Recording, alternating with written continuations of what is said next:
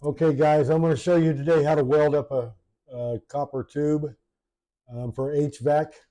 So as you see, first I'm cutting the copper back from a pinch point. This was a stolen property where somebody stole the condenser and took a bunch of the copper line set with them when they left. So it's pinched off at the other end there, and I'm cutting it down to get it prepped for a new piece, a new line set to come in.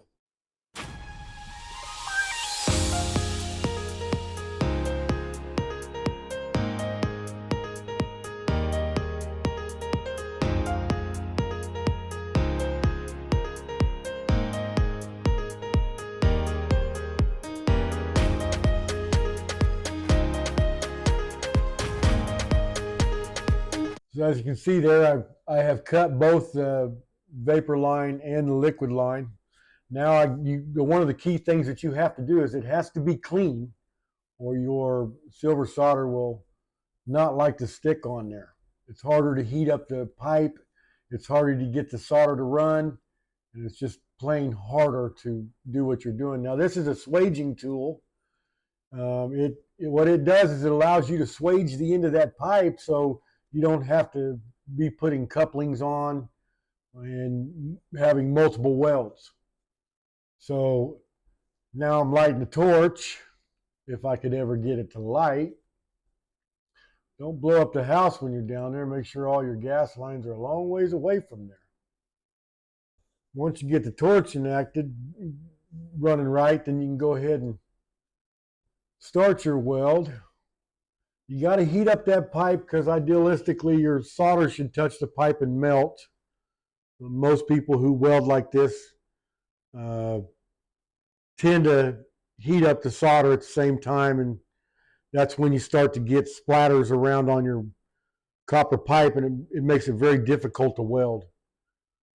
So after you get that heated up to a good point, you can just kind of run that solder around that weld joint, and it kind of goes where it needs to go as long as you got the heat going in the right direction.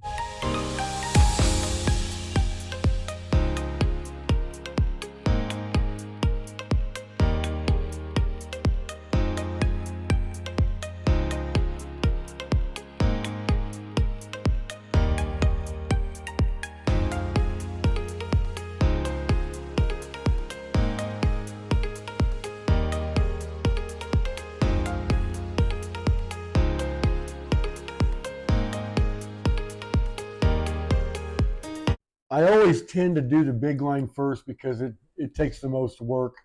On the small line, you just heat it up and it pretty much goes where it needs to go. You might have to double check and make sure it ran all the way around the bottom or top or wherever you're hoping that it runs. But you get it hot without blowing a hole in the line, you're pretty much good to go. It'll go where it needs to.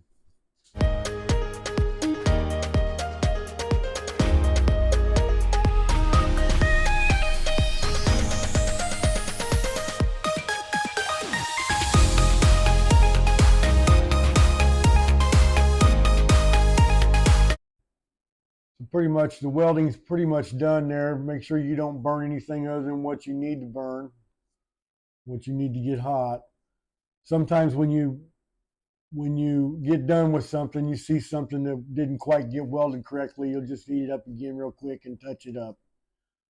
But that's pretty much it. You got to do that for each weld, and sometimes there's several welds. There's the finished product, and I hope you guys enjoyed the video. Like and subscribe.